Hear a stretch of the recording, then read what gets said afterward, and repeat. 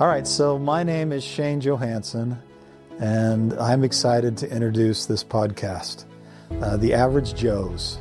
It's a podcast that I'm going to be doing with my friend Ryan, and it's something that really makes me excited. I've seen a few summers in my life, and I got a few ahead. And I like to look back, and I also like to look forward. This podcast is doing both those things. This is just talking to people, a couple of average Joes, talking to regular people, people that we know and that or that we will get to know, and finding out what has really made them who they are.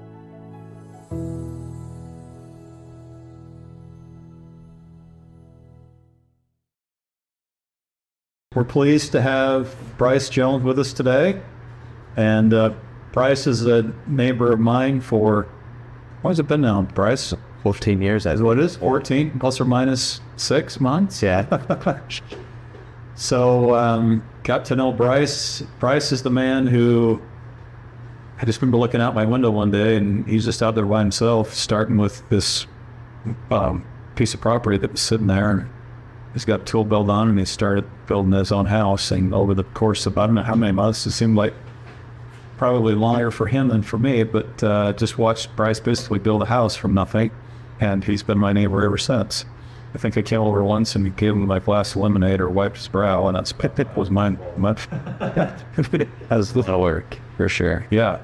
Anyway, great neighbors. That just leads well into the furnace, this whole thing. There's just great people all around us.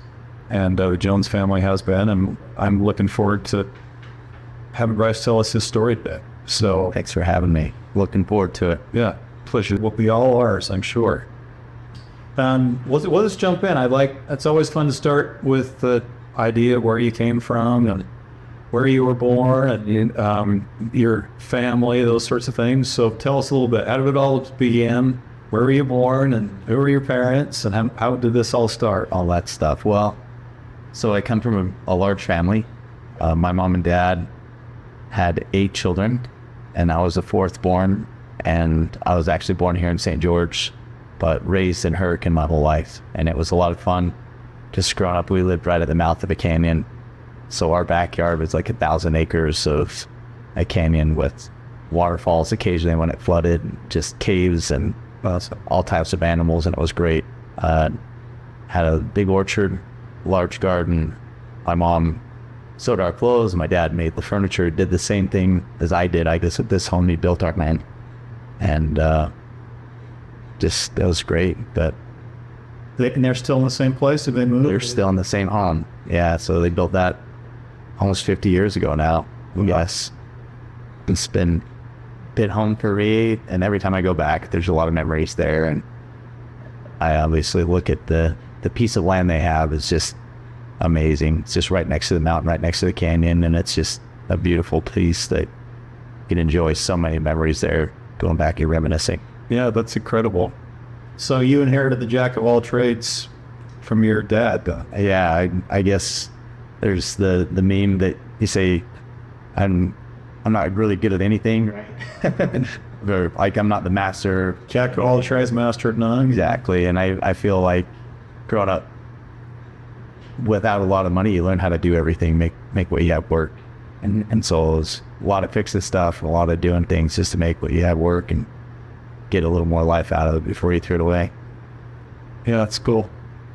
Tell us a little bit about just, obviously how to work hard, you learn. What are some of the values that your parents taught you?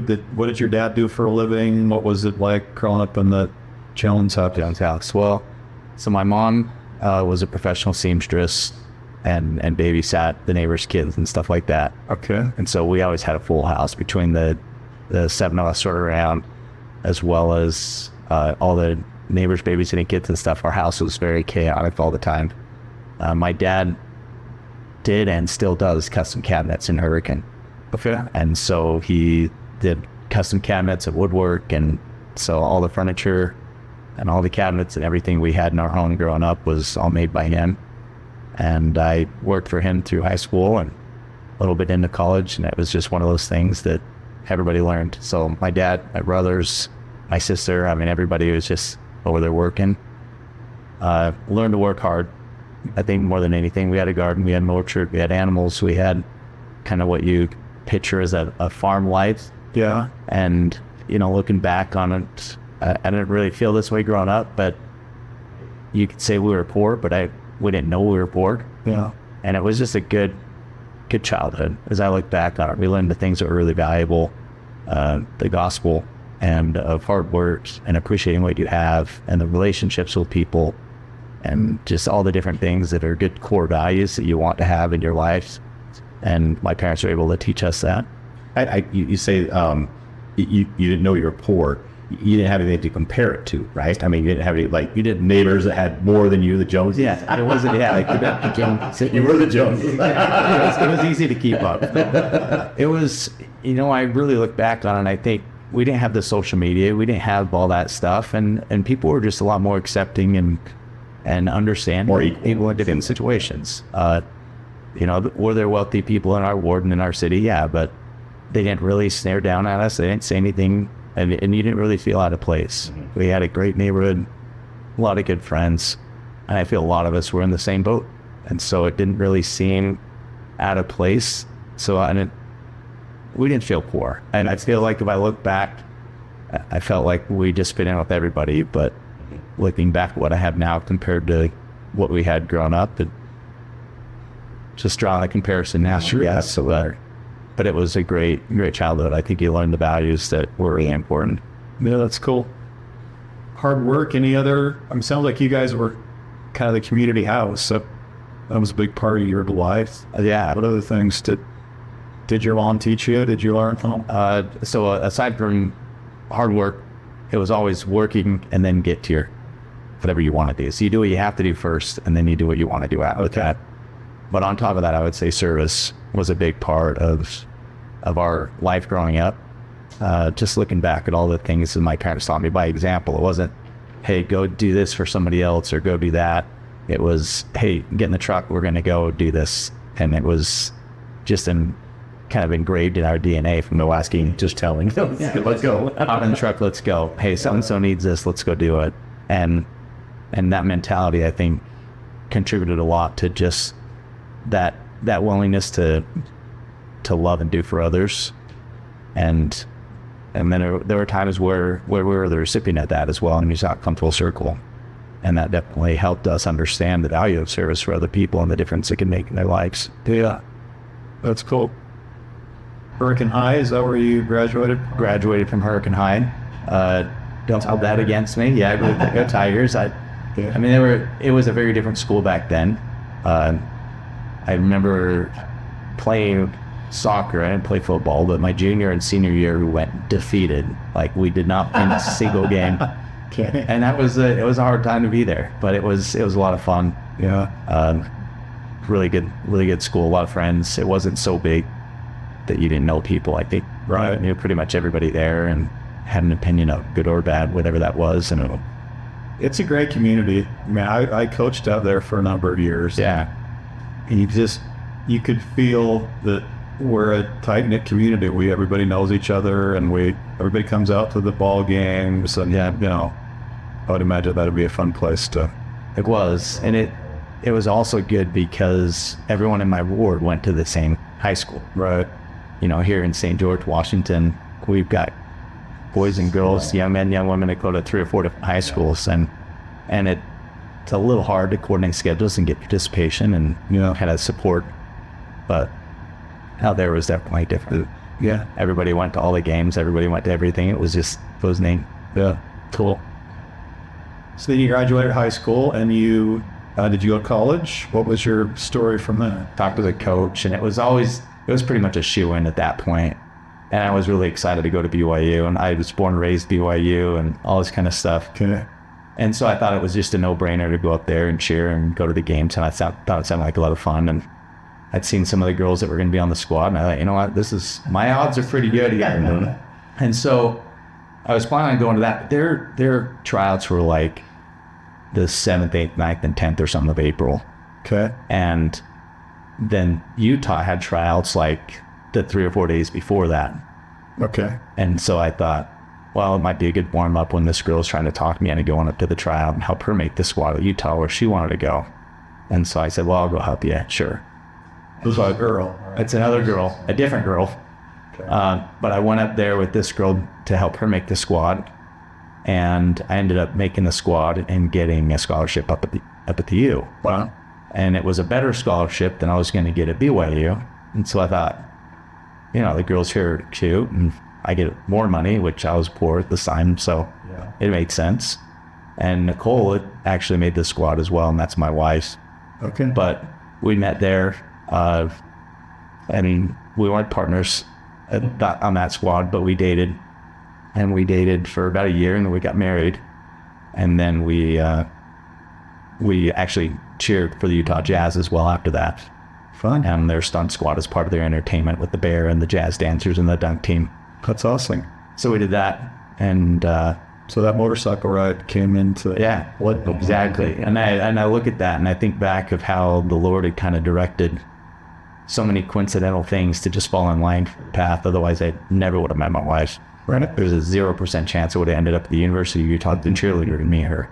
That's cool. So, now, tell us a little bit about her. Where did she come from? How did she end up at the U? So her dad is a BYU alum. Okay. Her grandpa taught at BYU. She was planning to go to BYU as well. Okay. And went to Utah to support a friend who was trying out, who unfortunately did not make the squad, but Nicole did. Okay. But she's originally kind of from the Utah area. Okay. But lived in Florida for a lot of her life growing up, where her dad was in med school. All right. And so when she moved back to Utah, it was like kind of a home. But that's where she went to high school, graduated from Skyline, and then went to the University of Utah after she made the cheer squad there instead of at BYU.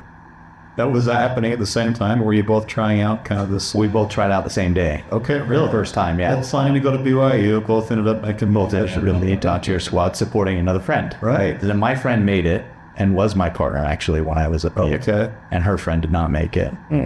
So it was like, let's test it. If it didn't work out at the U, we would have ended up at BYU together. I'm confident the Lord had a baptism. We needed to be together. But sounds like it. And then it's been just awesome ever since. It has been. It's a lot of fun. You know, you know my wife. I wish she was here to go through this, but she's just a firecracker. Right. Yes. Full of energy. You don't underestimate her by her size, but she's just a lot of fun. Yeah, because is she 5 feet? Not quite. Okay. She's 4'10". All right. 4'10" dive. Does triathlon. 4'10" dive. Easy to toss in the air. Yeah, easy to toss in the air. Good gymnast, dancer kind of thing. Nice. You know, I jokingly say she weighs 100 pounds if she's soaking wet, but she's just tiny. And, you know, it's great, but I'm not too tall myself. So when you look at us far away and we start walking, you're like, okay, she's probably 5'6" and he's 6 foot. And as we get closer, we just don't get taller than everybody else. We're actual size. Yeah, we're just regular size. Right. Giant. You're giant in stature in a different way. Yeah, well, we have a lot of fun, but that's cool. So you meet there, and then do you both graduate from the University of Utah? We didn't actually. She graduated from the U. Okay. I started a real estate company. Okay. And while I was in school. Okay. And it was going well enough at the time. It didn't make sense for me to pay money to take off work, to go to school, to get a degree, to go back and do the exact same thing I was already doing. Sure. That didn't require a degree. Okay. And so you talk about regrets in life. I dropped out of college. And part of it was that it was expensive. Sure. And so, even though you had a scholarship, they don't give full rides. Well, once I got married, we decided that the cheer environment wasn't the best. I mean, I didn't need to meet any other girls I already checked the box. Right. But it was one of those things that it was hard to justify the time and the money commitment when I had an opportunity elsewhere. So Nicole finished and you started your own real estate. She finished and I started a real estate company. That and several other things, right? Yeah, along the way, one kind of led to another. Yeah. But the idea was I started a real estate company. It was the first and only paperless office in the state of Utah. And kind of built it on a technology that nobody else had done yet. And so as I built that, it was easy. It was me and a roommate of mine. He was my first hire. Okay. I said, you go get your real estate license, come work for me. And he committed to it, and it worked out great. And then after the state of Utah and some other things happened with making it so that paperless offices were legal and possible. Okay. I'd already done the back development of it by the time they legalized that. And I went from just a handful of agents and hired hundreds and hundreds of agents to work for me. It's awesome. Over the course of a few years. Yeah. Bill Gates of green school. Not opposed to that, but along the way I realized for the amount of money that I put into the software, which is well into the six figures, it wasn't going to come back to me as fast just running my own company. Okay. And so I kind of pulled the software out, white labeled it, allowed it to be personalized and customized. I started selling it to all my competitors across the country. Okay. And then I, of course, as the real estate company, was subscribing to my own software. And so as a real estate company, it didn't change anything to me or my agents, but it opened up a lot more revenue stream for me owning the software company to sell it to others. And then I piggybacked a mortgage company on the back of that with the real estate. I thought, why not? They're buying a house, they might as well get a loan with me too. Yeah. And obviously there's some extra disclosures there, but I had some friends who were running the mortgage company and I was doing the real estate side of things. Fun. So you started out young. Yeah, I started swinging for the fence. That's it. Put all that hard work to Yeah, better to strike out in the first inning than the last, right? So you said you weren't very educated as far as high school goes, but then you get into college and then all of a sudden you're smart. What happened? What is it that actually clicked for you? I don't know. I just never really liked sitting in a classroom for 50 minutes to hear them give me an assignment in the last 30 seconds. They go home and work on it for 2 hours. Because that's just not my style. I love learning. Mm-hmm. And I feel like I can learn anything if I'm interested in it. But I found it very difficult to sit down and learn stuff at the rate and the pace that others wanted me to, especially if I wasn't interested in it. But real estate was exciting. Exciting. Yeah. That I wasn't a doctor or somebody or an attorney that had to be in court, or a doctor that already had appointments scheduled out for 6 months in advance. I wanted the flexibility to be able to be there for my family or do things that pop up short notice. Very cool. So I think it's always fascinating to hear people's career path and how with some people, they love college and they teach college and that's their catapult. And others have different ways that they think. And your college helped you meet your wife and get things kind of started for you, and then you were able to figure it out. Yeah, on his own. Yeah, and I do look back at it with regret. I should have just stuck it out. Mm-hmm. And I did go back and get my degree later. What was your degree? What were you pursuing? Just in business. I started in music, actually. That was the thing that when I first got into the U, as far as my first semester, I was enrolled in like modern piano composition and theory. And so that was what I got into college for at the U. And then I realized that there was no way I was going to make any money to support a family on that. And so I switched to business. So Dover. That's right. But Bryce is a really good piano player, singer. I don't sing in multi-talented. I'll sing in a choir. I don't sing alone. Solos. Shane will do a solo. I don't do that. I'll sit in the choir. Let's kind of transition a little bit back to your life starting with Nicole. You're married. Okay. You both came from pretty big families, right? Mm-hmm. What happens now? What are your plans? What do you guys want to do together as a couple? And how does the next part of your life unfold? Yeah, I was already working, had my career. By the time we were married, I was already in real estate, and I felt like I was doing well. And I felt like the next step, just have a family, have kids. She comes from a family of 6 children, and her family, my mom and dad had 8, and then my older sister died of SIDS when she was 3 months old, so that raised to 7, but still both of us had big families. Yeah. And so I just felt like we were going to have 4 to 6 kids, like you're what I supposed to, or like you do, and that's just what brings you joy in life. And I remember turning to her on our honeymoon. We were driving all the way to San Diego from Salt Lake where we were married. We drove down to San Diego to take a cheap little cruise. And I remember turning to her and saying, we had a baby within a year from now. I'd be okay with that. She was like, That was way Yeah. So I mean, I was ready for kids just right after, and it just felt like that was the next step. But you know, everybody has trials in life, and ours was that we were blessed with free birth control, which for some people would be great, you know, but for us it was a real trial, and it was hard because we wanted more than anything to have children, and you know, it didn't quite work out for us in the traditional method. So you decided to have kids. I mean, right after that, you convinced Nicole we should just have a kid first year. Well, And then we never, how did that? well, we never took any Preventative measures. preventative measures to keep it from happening. Okay. But even after we started to try, I don't remember the exact month or years where we started to, but when we started getting serious about, hey, yeah, you know, we've got a career, we bought a house, like things are kind of coming together. I'm like, okay, this is the next logical step. And so we realized that it wasn't working after several months. We went to a doctor and realized that both of us had contributing factors. Really? And so if I was married to a woman that didn't have any issues, we probably would have been fine. If she was married to a man without issues, she probably would have been fine. But together, like, we were not fine. Mm-hmm.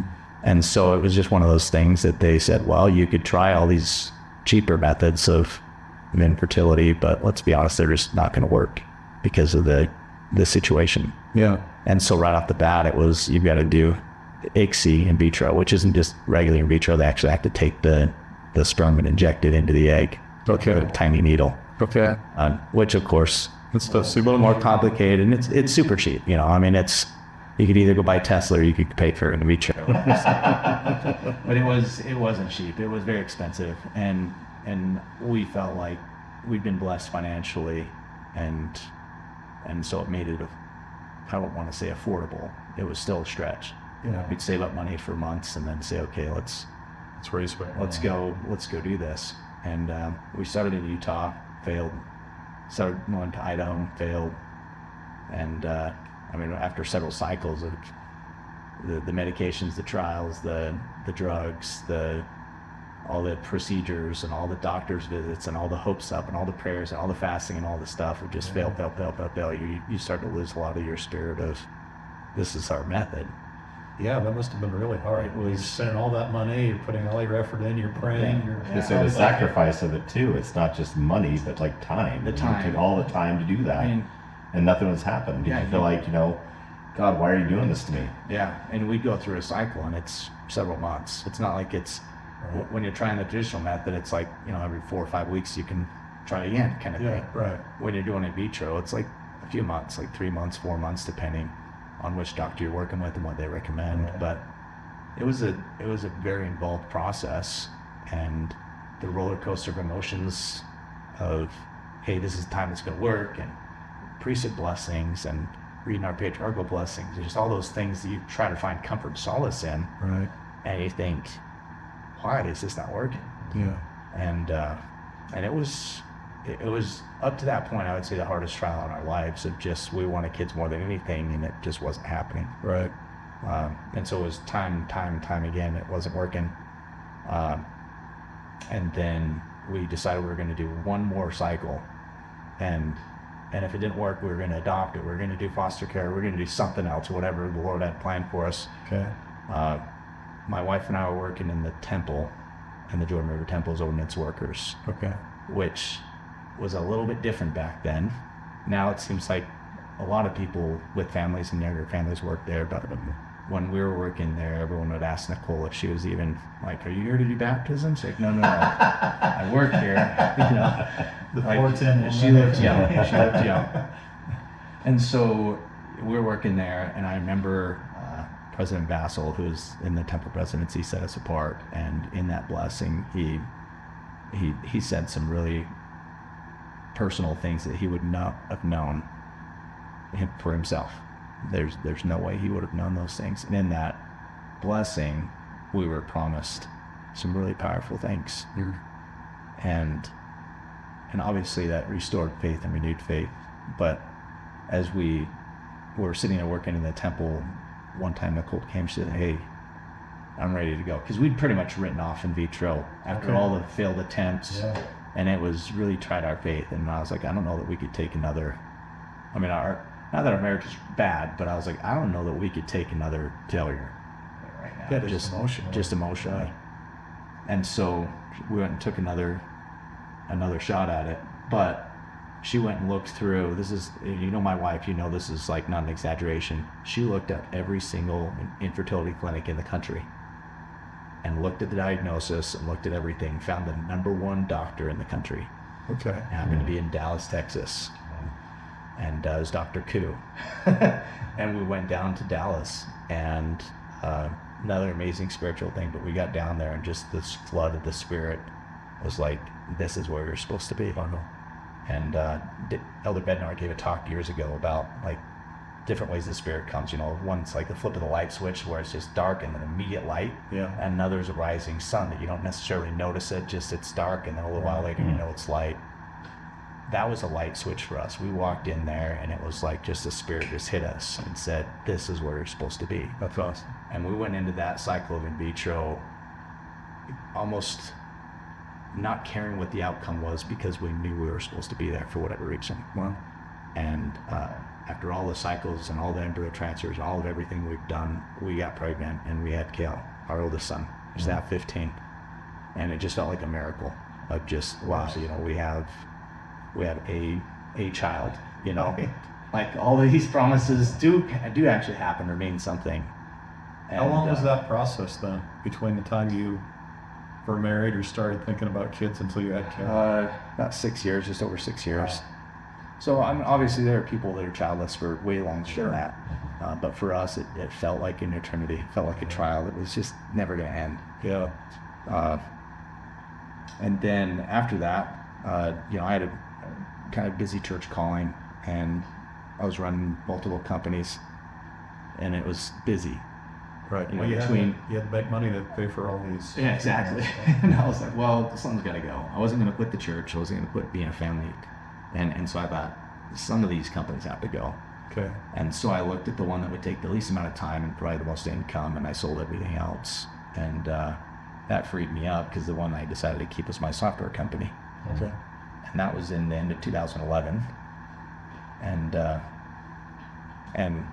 so I got rid of the real estate company, I got rid of the software company, or not the software company, the mortgage company, and just kept the software company, which is like a cash cow. It's like the Netflix model before everybody was doing it, I guess. It was just a monthly subscription. Yeah. And it was great. But that gave us the ability to have more time together and more time as a family. And that feels like about 14 years ago, which means there must have been a change in scenery for you guys. There was a couple things came at us quick. One was I'd been trying to talk my wife into moving to St. George for years, and the answer was no. Yeah. Not a chance, not happening. My family's up here. I like the weather. I like the mountains. I like the snow. I like it.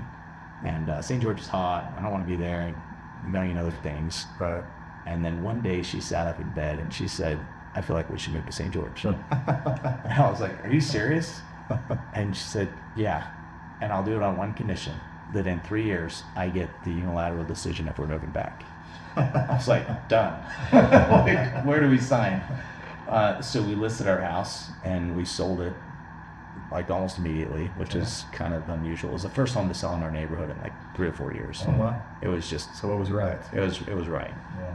And yeah, we sold, we moved down here, we bought the lot that we are currently on. Right across from me. We had some miracle come together where we were able to rent a house in our ward, just over the fence and a couple houses down. Okay. And so we were able to rent there and be in our ward and all that stuff while I built the home. And after about 7 months, we finished and moved in.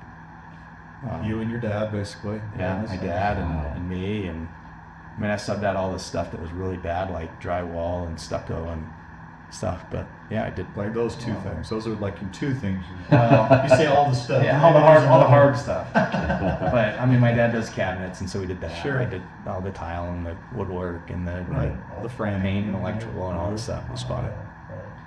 But yeah, then we moved in, and right after we moved in, we were up at the cabin. We're driving back in an area of town that has no service, like out in the middle of nowhere, up in the Uinta Mountains, and we're driving down the road, and my phone rang. And the phone doesn't ring when you have cell phone service. Right. Typical. I answered it. All I heard was, "Hi, this is blah, blah, blah, blah. executive secretary for Google Elder. And I was like, wait, what? Sounds official. Yeah. I was like, oh, this is, and it wasn't a, hey, are you available tomorrow? Or, hey, could you do this? It was like, we're going to meet with you and your wife at this time. Yeah, that's how I hear it. And I was like, okay. So that kind of started the process. We were called on a mission. And that was a lot of fun.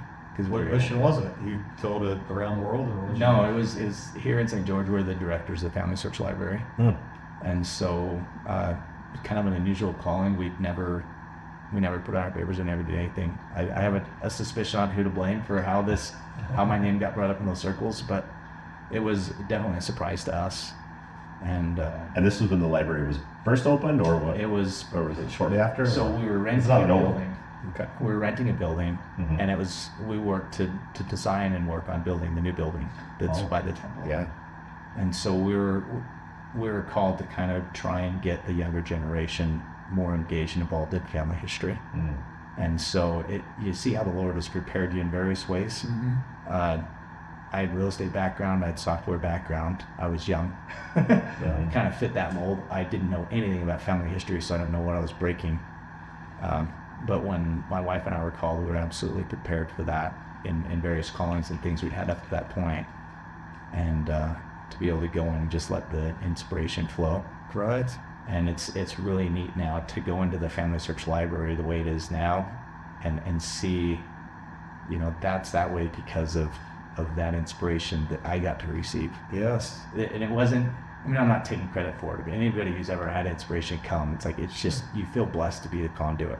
Yeah. And it was just really neat to go in there and see the different things that are there and to realize, for instance, my son was very rambunctious. So when we went into the Family Search Library, he was not welcome there because it was so noisy and it was quiet and there wasn't a place for him. Yeah. And so we worked on figuring out how that would work. And so when you go into the Family Search Library here in St. George or any Family Search Library in the world, there's a little play area for kids. I love that.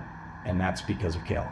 Because Kale is very spirited and very loud and and active, and that's why he's there. But the amazing thing is now other families can come in and bring their kids in and they do work and not have to worry about their kids being an outlier and causing disruption. They're there and they get to enjoy it. That's pretty cool. Yeah, it's a beautiful building. I actually had the opportunity of cleaning it many times. We had carpet cleaners. So being in that building, it's a really special place. I It's neat. love the design, and it's very inviting.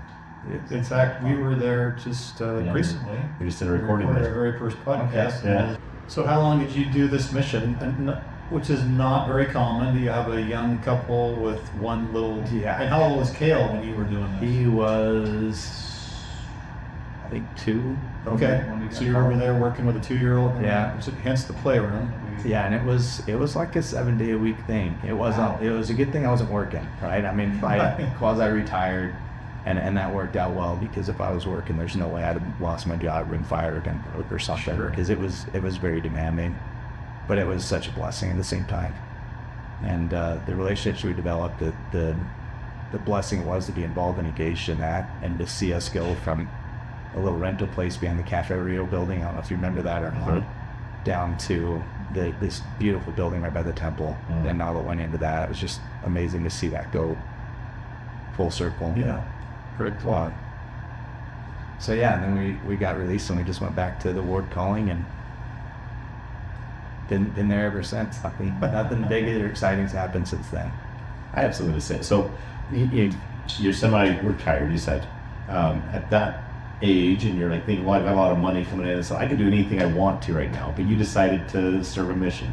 Was that easy for you? You're like, oh yeah, that sounds like you've heard that. All the things they could be doing, that's the thing I want to do. We were actually really excited about it. Okay. Call me weird, but I thought it was a lot. No, it's not weird. I'm wondering if an opportunity comes like that. You're like, well, I kind of want to do some other things right now. I've got time, or you've always been like, I'm going to serve wherever. Yeah, I've always jokingly said the only call I'll ever turn down is release Saudi president. I don't know. My parents just said, you're committed to the gospel, you don't turn down callings. And so I just felt like, you felt inspired to call us this, so there's got to be a reason. Yeah. And so we did it and didn't really even think of the impact it would have on our lives in another way. It's just, this is what you do. I love it. So it was an amazing blessing. And I think if I'd have gone and said no, the growth and the opportunity to receive the growth of my testimony and other things, we would have missed all that. And so if nothing else, I'm glad I did it, even though it was scary. It was intimidating. Yeah. It was like, hold on, wait a second. You know? Me? Hold on, me? Like, I've never even stepped in a family situation where you're like, you want me to do what? So, but there were, we had some young missionaries there, but they were mostly senior missionaries who were working there. We had about 140 missionaries that we were responsible for. And, and it was a lot of work, but it was a lot of fun. And just to be a part of that. So I learned a lot from people that are older and have a few more years on me if you give them a chance to talk. Right. It gives them an opportunity to grow too. Yeah. So we rocked there. We turned everything on its head, and we had a lot of people come in and say, "Now, why are you doing this?" But it was inspiration, and play that card a lot of times. And then, Love it. Forward thinking. Let's talk a little bit more about your family. So Kel was 2 during your mission. Okay. Your mission lasted for about a year. Yeah, they didn't tell us how long it was going to be. They pretty much said, "This is what we want you to do," and when we were done, they pulled the plug and we were kicked out. But it was about a year or so, maybe more. I don't know. But at least said it's over. Yeah, they basically said thanks, and there's the door. It was great. But Well, if I remember a little of the story, there was some factor in there with the fact that, remind me, there was someone in authority who saw you 2 serving, and you had this little boy who was running around. You were working 7 days a week doing missionary service, and decided, hey, this young couple has got this little boy. Maybe it's time for them to. Great job, but let's let them go. Yeah, Be a family. and it worked out great when that happened, and you're pretty spot on. I think that was the grace of our Heavenly Father, who's saying, you know what, you've done what I need you to do, and now we get somebody else to take the reins, and it was a blessing for us to be involved in it. You and Bishra was a big part of your first son being born. Yeah. How did the process go from there? Did you get it all figured out? Now the magic pen worked? So Tell us that story. So we had done a whole bunch of transfers to get Kale, our oldest, and that this Dr. Q is amazing down there in Dallas. Let's go back, and I think we went down and did 2 more cycles with him, and they both failed, and so we were back to back to where you were. Back in Depressionville, and it was great. Not to the same low that we were in before, but just definitely a little frustrated. That was before we started our mission, actually. Okay. When we started our mission, we were just kind of like, we're done with this. Like, this is never gonna happen. We've got a son. This is life. There are a lot of people that only have 1 or 2 kids. Like, we're just in that pack. But after a few years, we started feeling, okay, we're supposed to have more. And so my wife went back to the drawing board and used the same method as before, looked up every infertility clinic in the country, found the #1 doctor at the time. It's different doctors, and they were in Denver. Okay. And so we flew to Denver and went through the process, and won't bore you with the details. We essentially got 6 embryos out of that, viable embryos that they grow out to what they call blastocysts, 5 days old. Okay. And frozen.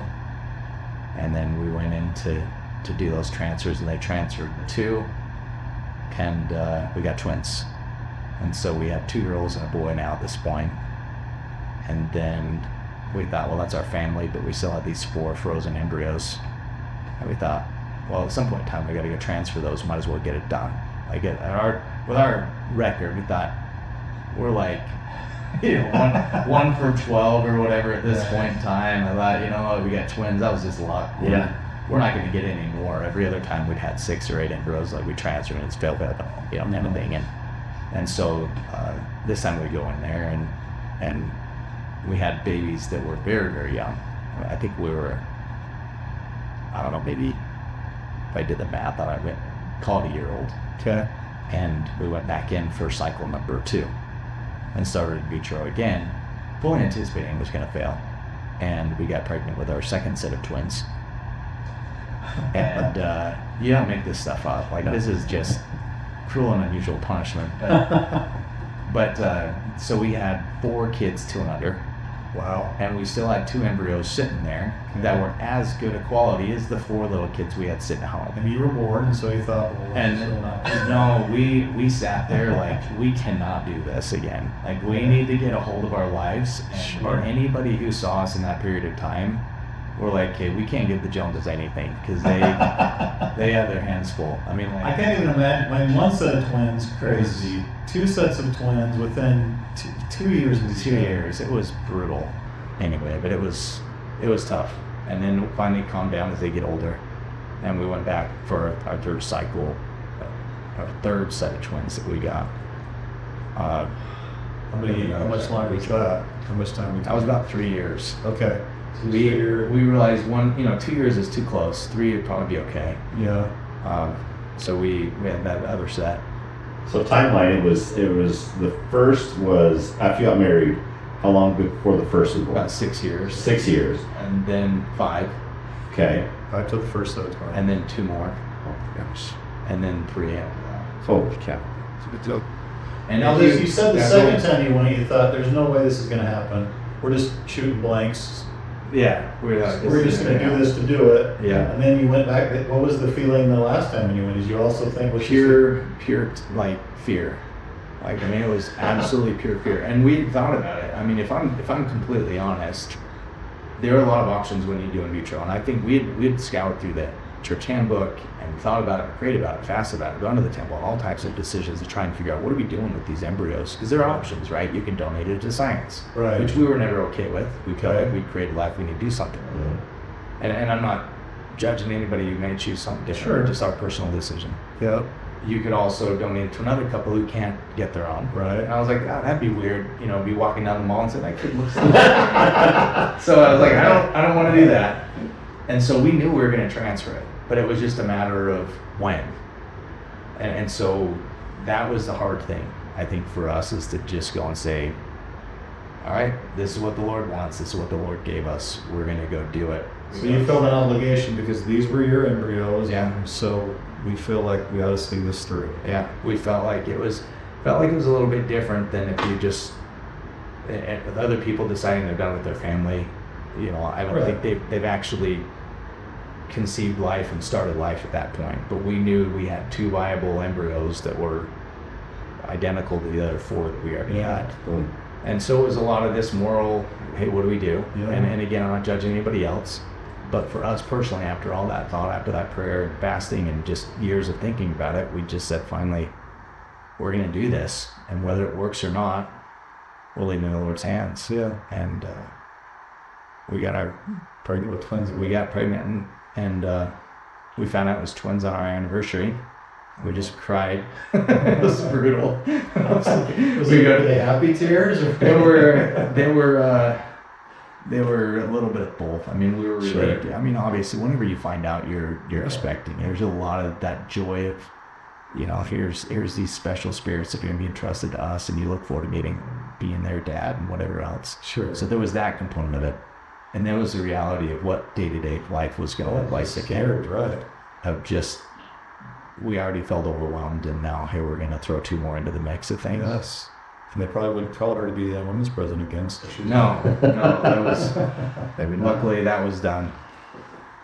And was your son helpful with all this? I mean, obviously he's got all these younger siblings. No, he wasn't. In fact, I mean, love my son, but everybody has their challenges. Sure. And he's not our 8-year-old daughters. Well, I mean, they're 10 now, but our 8-year-old daughters at the time, or 6, 7-year-old, as they were growing, were way more helpful than he was as far as what he was willing to do. So you're pregnant with these twins, and then that's not the end of the story, though. It's not. But I guess to kind of backfill here so people aren't confused, is when we finished our mission, I was not working. And when we got released, I was chatting with a good friend of mine. He's general authority, and anyway, he was sitting there talking to me. He said, "So now what's the plan? What are you doing?" I said, "I don't know. It's whatever." He said, well, can I give you a word of advice? It's like, yeah, I'm all ears. So never tell you no. Yeah. And he said, go back to work. Go back to work. Make sure your kids don't grow up with this entitled attitude. You don't want them growing up with little brats. You don't want them thinking money grows on trees. You want to have them see you going to work and earning a living, even if it's not the living that you need to provide. Yeah. And I thought, that's just totally backwards from everything I thought. My whole life was like, work really hard so you can enjoy time with your kids. And it was like, no, now work really hard so you can afford to buy your kids with in vitro. And then go back to work so your kids see you work. And it just seemed backwards to me. But after a lot of thought and prayer, I realized that he was right. And so I went back looking at some type of a job I could do that could work with the flexibility and the hours and, provide some benefit and income. And so I looked at working for Merrill Lynch. A good friend of mine was working there and the manager. And so I went to work at Merrill Lynch as a financial advisor, thinking it was going to be just a posh, easy job, working banker's hours and get the benefits and the salary and manage my own portfolio for free and just all these things. I thought, this is a no-brainer. Okay. And so I did that. And after I'd been there for a few years, and if you know me, my personality, I don't do anything halfway. Right. So if I'm going to do something, I'm going to be the best I can be, or I'm not going to do it. So it wasn't as posh and relaxed. It was very. I would say it was a lot easier than running a real estate brokerage with hundreds of people. Right. And they would talk, oh, this is so stressful. It's like, you have no idea how stressful you think this is bad. Wow. But I was very relieved that it wasn't as bad as other things I'd done in the past. Mm-hmm. And it was always nice to take off and not have my phone ring on Christmas morning or on holiday weekends and on Sundays and stuff. But anyway, I'd been there for a while and I'd excelled and done well. And so they'd started trying to recruit me to be a manager in a certain position, which was not available in the state of Utah. Okay. And they had a handful of openings across the country, and for 2 or 3 years in a row, I told them, no, I'm not interested. I'm happy where I am. I'm not moving. My family's good here. Yeah. But at the same time, it sounded kind of fun to just take an adventure and up and move somewhere for a year or so. Sure. And do that. And so we started entertaining the idea a little bit, but I didn't really think it would actually happen. And, long story short, they called me and offered me a job, and I told my wife and said, look, I'm happy to go anywhere in the country except New York, Chicago, or LA. And any of the other places in the country, I'm like, that'd be great. Dallas, Orlando, right? Something like that would be fun. The biggest city you weren't interested in. Yeah, I did not want to be Chicago, New York, or LA. And they called me the next morning with this official offer, and he basically said, we want you in Orange County. I was like, Orange County, California, or Orange County, Florida? And he said, Orange County, California. And I was like, yeah, that's a hard and fast one. There's no way I'm taking my family to Southern California. And so I told him no on the phone, and he was a little upset. He's like, are you kidding me? You wasted all our time for these months. And anyway, so on the phone, I felt this immediate sense of guilt just overcome, this darkness come over my conscience just almost immediately.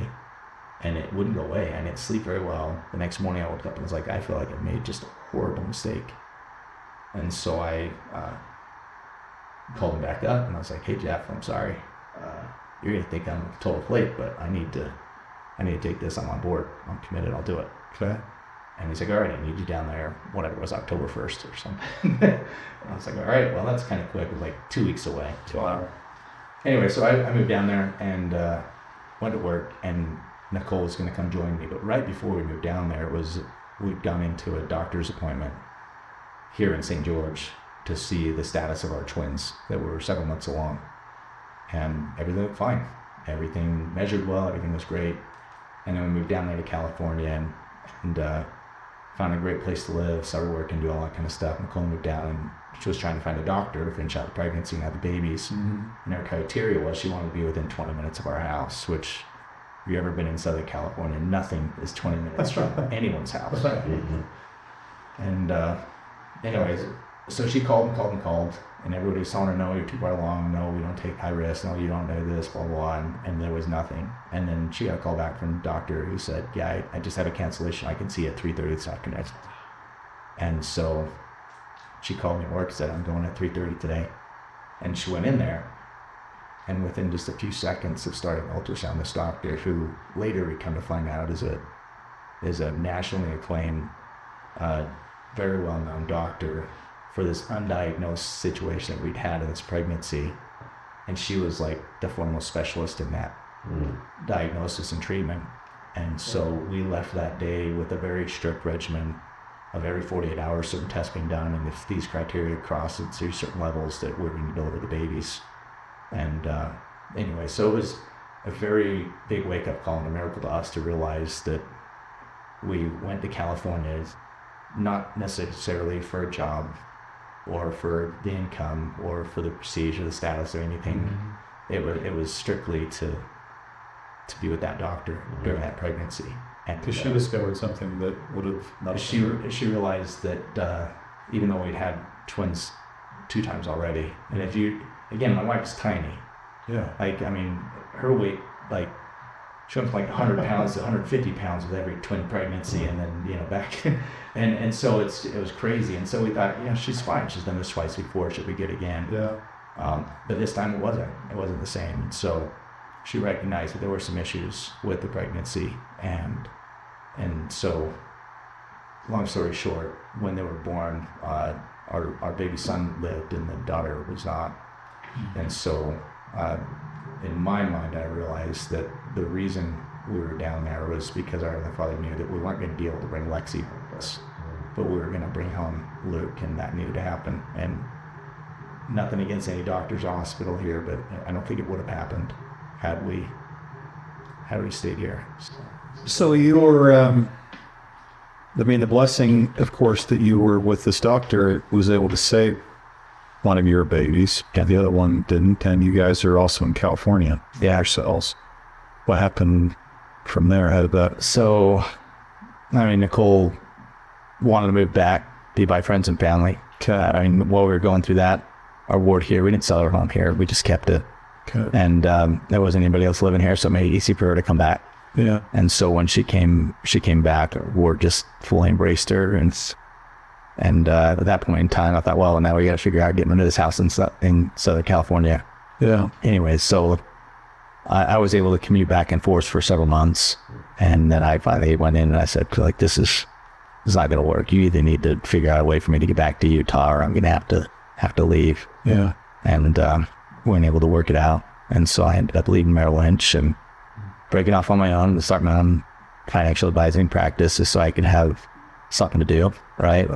But went back to all my previous clients and friends and said, hey, I'm back. I'd love to work with you again, and was well received. And so it ended up working out, but it was a rough road there for a while, just because of the navigating the uncharted waters, not really knowing what was going to happen and what was going to come of it. Yeah. But looking back on it now, I could see, again, the Lord's hand in our lives, just guiding us through the process. Yeah. Of putting us down this road that was dark, and we had no idea why we were walking that road. But at the end of it, we can look back and realize why exactly He led us down that path and what came from it. Yeah. Your the little girl, she's not buried in California. Did you bring her here?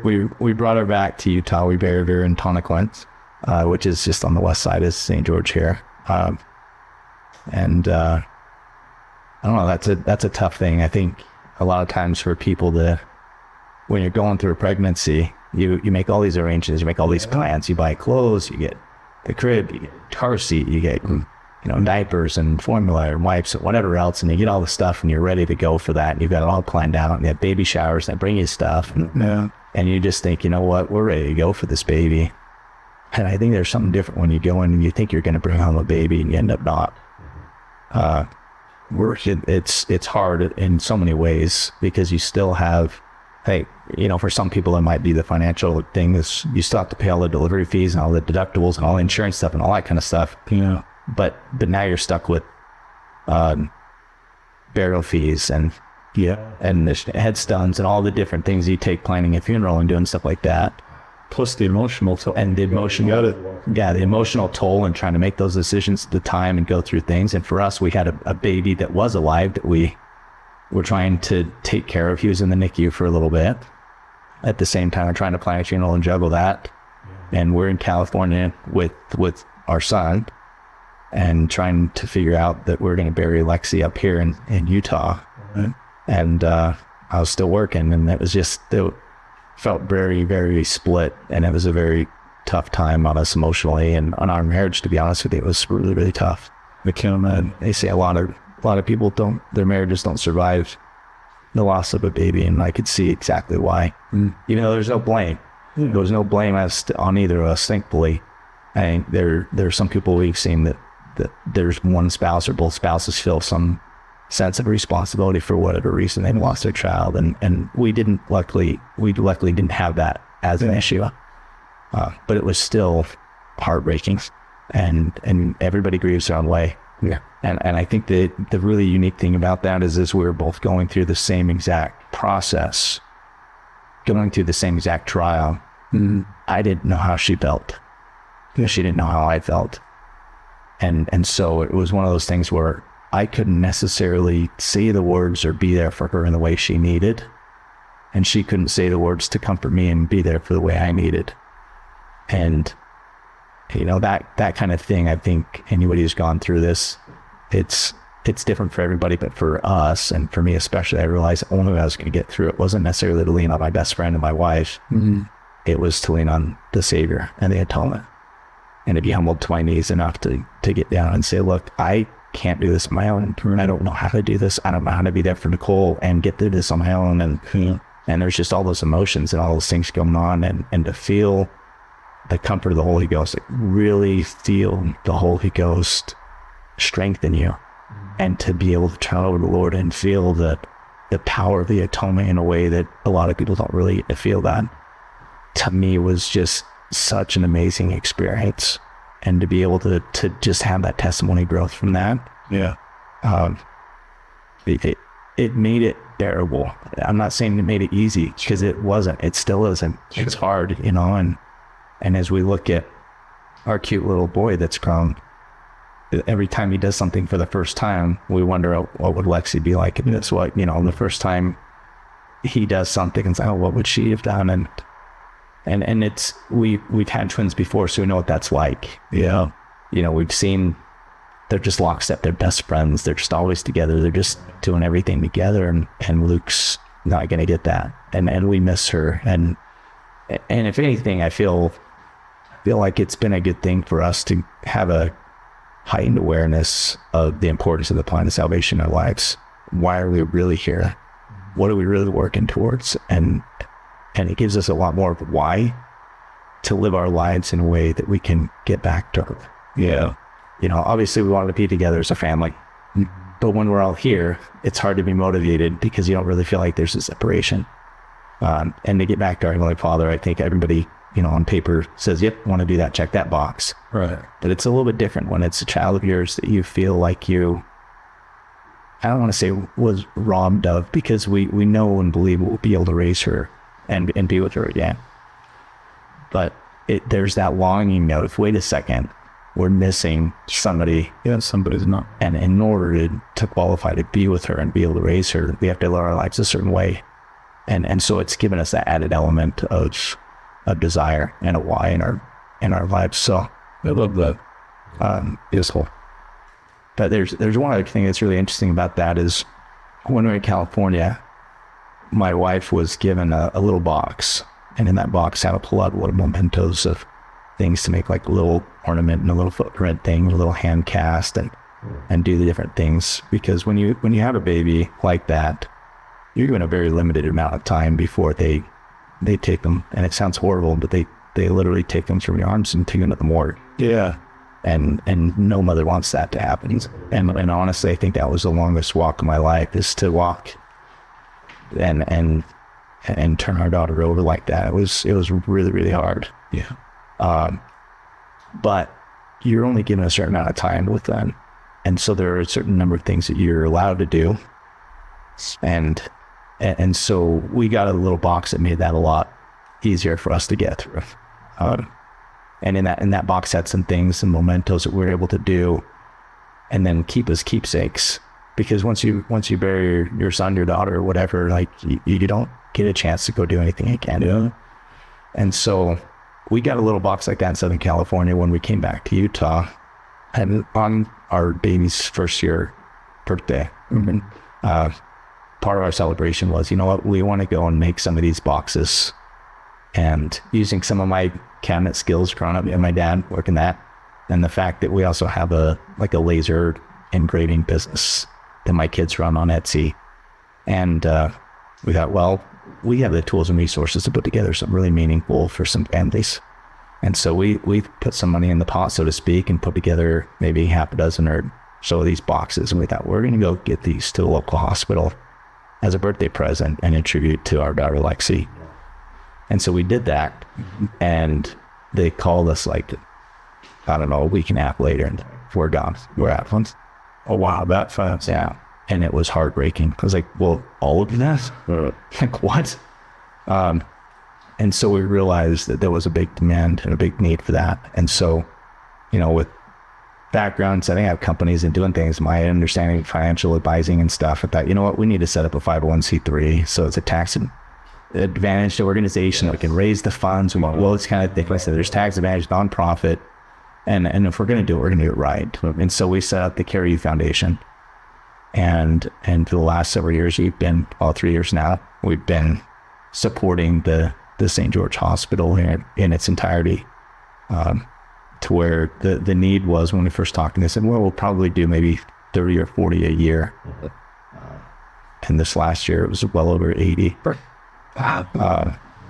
And so far this year, and it's mid-February, we've already done 12 this year. And so it's a lot more common than you think. Yeah, that there are these late-term miscarriages, early stillborn babies, or babies that die in the NICU right after birth, and there's a need for that. And for us, if nothing else, our sweet little Lexi, her legacy, you know, Lexi's legacy is this Carry You Foundation of going in there and providing some of these care packages to the families that are just starting on a road that they never thought they would be on. Right. That looks really dark, and that they may not be able to make it on their own. But we have walked that path, and we're still on that path, or maybe just a little bit farther down the road than they are, that we can give them hope and maybe just give them a little glimmer of light. Yeah. And give them the ability to get through that. And so we put together these boxes that have jewelry engraved with their names or their dates and the boxes and things, and then we give them. And it's good quality stuff. We don't, like, we give Miki Couture blankets, and the Miki Couture is super generous to give us discounts and different things. But we do a lot of things that we're like, if this is our baby and we only got it one time, we want it to last. So we don't do cheap stuff. We want to do nice things. We got which, you know, drives the costs up at the same time. We want it to be meaningful. And so it's been great to be able to do that. And our kids have learned that service and that ability to look for it. That's beautiful. And we've had some really good sponsors step up, you know, corporate sponsors and family members and friends and clients that have just been all in saying, hey, you know what, we had a daughter, we had somebody impacted, my cousin, my sister, my friend, and got through something similar. And it's been a blessing to see that impact so many people's lives. Well, it's been really a joy to talk through these things in your life. And is your life to this point, I mean, you still got a lot of life ahead, but are you where you expected that you'd be when you first started out? Nicole and you there at University of Utah? I think we spent a lot of time kind of dreaming. I think a lot of people do that. How we're going to live, what we're going to do for work, and the kids you have. Yeah. I don't think in our wildest dreams we'd be where we are now. But I feel very blessed and very fortunate that we are here. And it's been great. You know, just one day at a time. Every day feels like it's busy. But you look back and where'd the time go? It's just great journey. What's your secret sauce to your success as a family, as a guy trying? I would say, you know, I think a lot of people look at, when they hear the word success, it's usually tied to something worldly. Mm-hmm. At least in my line of work, it almost always is job status, credentials, criteria, house, income, cars, whatever. Yeah. I would say success for me is really just in the family, and being able to teach them the values that were ingrained in me as a young child, those of service, hard work, of, loving others and always being able to give what you have.